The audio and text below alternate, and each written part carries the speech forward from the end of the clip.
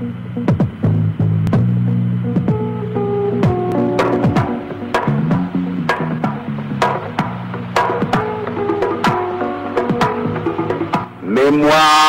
du Sénégal. Mémoire du Sénégal de 1455 à nos jours.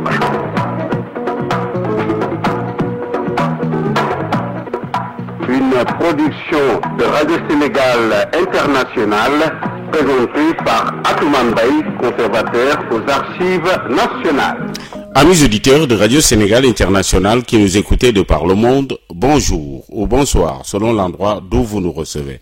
Le 24 mars 1992, une citerne remplie d'ammoniac explosait à l'usine de la Sonacos 6 à Bel-Air à Dakar. Premier bilan, 41 morts, 403 blessés.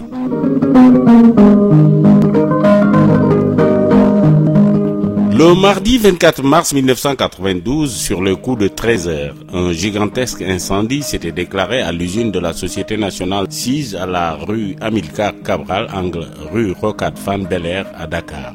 C'était précisément à l'heure de pause et certains ouvriers étaient sous la douche pour se débarrasser des salissures de la journée, tandis que d'autres les attendaient sur des échafaudages aux armatures de fer qui soutiennent les citernes et autres fûts de plusieurs milliers de mètres cubes de gaz nécessaires à la fabrication du tourteau.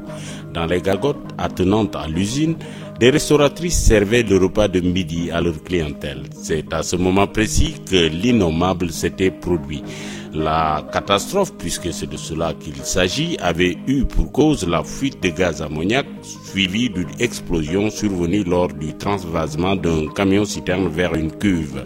Surpris, les ouvriers qui se lavaient avaient été les premières victimes de l'accident pour avoir inhalé une quantité importante de ce gaz mortel qui l'ammoniac fait comme des mouches et, après d'horribles convulsions, rendait l'âme aussitôt.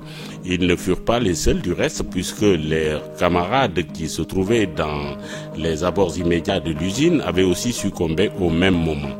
Des curieux que le bruit assortissant de l'explosion avait alerté devaient également connaître le même sort. Le souffle de l'explosion avait été si puissant qu'un camion en stationnement dans l'usine avait décollé pour ne laisser sur place que ses roues arrière. Alertés, les services de l'administration avaient immédiatement réagi en mettant en place des mesures ainsi qu'un dispositif approprié. Les services de sécurité avaient tous été mobilisés à cette occasion pour porter secours aux blessés dans l'usine et dans ses environs, et des dispositions avaient été prises pour isoler les lieux du sinistre et procéder à une déviation de la circulation. Une délégation comprenant le ministre du Développement rural et de l'Hydraulique, le ministre de la Formation professionnelle ainsi que le gouverneur de la région de Dakar et le directeur de la protection civile s'étaient aussitôt rendus dans les différentes formations hospitalières où les blessés avaient été évacués par les équipes de secours. L'intervention des forces de l'ordre, gendarmerie et police, des sapeurs-pompiers et de l'armée nationale avait été particulièrement diligente à cette occasion. Le concours de l'armée française avait été également très appréciable et très apprécié dans le sauvetage des blessés et dans la sécurisation du périmètre de l'accident. Cependant, malgré la rapidité et la diversité des interventions, l'on avait déploré pour un premier bilan 41 morts et quelques 403 blessés qui avaient été évacués à l'hôpital principal, à l'hôpital Aristide Le Dantec et au centre de traumatologie et d'orthopédie de Grand Yoff. À la suite de cette catastrophe nationale, le président de la République avait décrété un deuil national de 3 jours, ses plus vives condoléances aux familles des disparus. Enfin, la population du pays tout entier avait été invitée à faire des prières dans tous les lieux de culte pour le repos de l'âme de nos compatriotes si tragiquement disparus.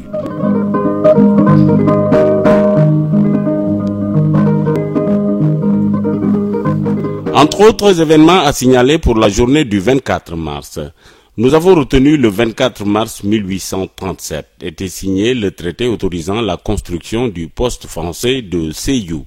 Le 24 mars 1837 toujours étaient créés à Gorée et à Saint-Louis les deux premiers tribunaux de droit français au Sénégal.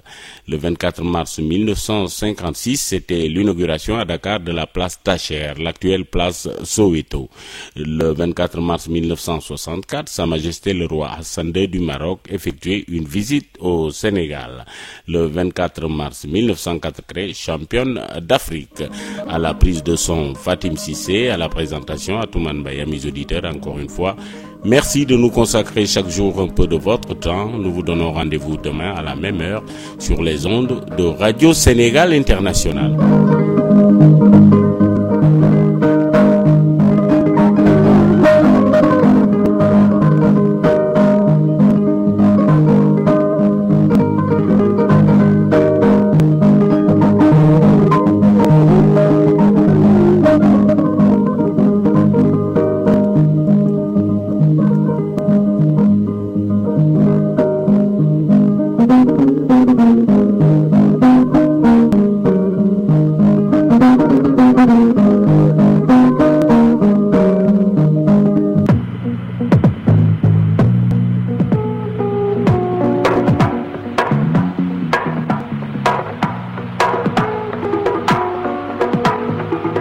Mémoire du Sénégal.